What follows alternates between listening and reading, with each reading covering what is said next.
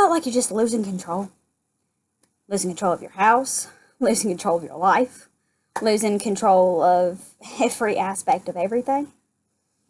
Whether it be you're working a 40-hour job, or you're going to school, or even the people and the members of your house that are supposed to help take care of themselves and pick up after themselves just don't. They leave it up to you. I have some wonderful tips and some wonderful ideas to basically inform everyone on how to organize your household with a busy schedule and juggling your children to and from sports or whatever it chooses to be, whether you're a full-time student.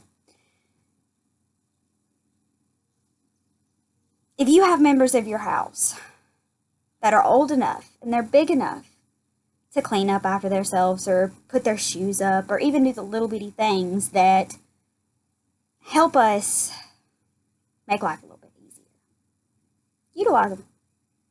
Honestly, utilize them. Whether it be chore charts, whether it be just telling somebody what needs to be done and what doesn't need to be done. Sometimes those communications can help alleviate a lot of stress on a lot of people, especially the number one person who feels like they have to take care of everything. My children have chore charts. My children have chore charts. My children have responsibilities. My children have all of these things. And I feel like it is very resourceful, and it can be used in many different aspects. It can be used as a teaching tool, to teach responsibility, and to teach them that these are these life lessons that we're going to need. And these are what we're going to need to know to be able to take care of ourselves as adults and be productive members. And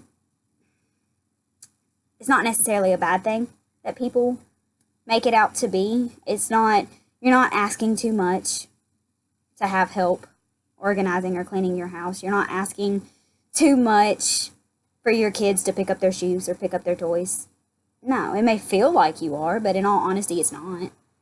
You just have to learn tips and tricks and different things of that nature to help you along the way.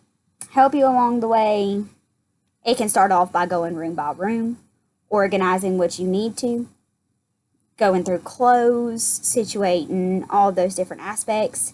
It can even be designating a room for each child. Hey, you bag up this. Hey, you do that. All of these things. It can have its pros and it can have its cons.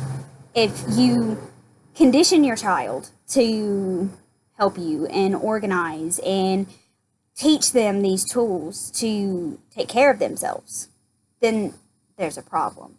But if you have done for them and you have relied on them and you have, really never asked anything of them, and then all of a sudden you try to instill this, it's going to create some issues, just like it did with our household. When school hit for myself, and while trying to work a full-time job and while trying to take care of my children and while trying to get an education and show my children what it's like to further your education later in life, it created a lot of havoc. We had a lot of lifestyle changes. We had a lot of household changes. We had a lot of scheduling changes. And because of those, it took a lot to figure out what to do with our home space. It made me realize that I wished I had started this when they were a lot younger. I wished I started it when they were a lot younger. I wished I had, emphasized these tools with them earlier in life. Basically, don't be afraid to use a chore chart. Don't be afraid to use a chore chart. Don't be afraid to ask for help throughout the house. Don't be afraid to ask your children to step up and help you if they're capable. Now, I'm not saying slap a broom in a 2-year-old's hand. I mean, let's be honest, that's going to get nobody anywhere. But if your children are independent, self-sufficient, and they are capable of helping you help yourself, utilize them.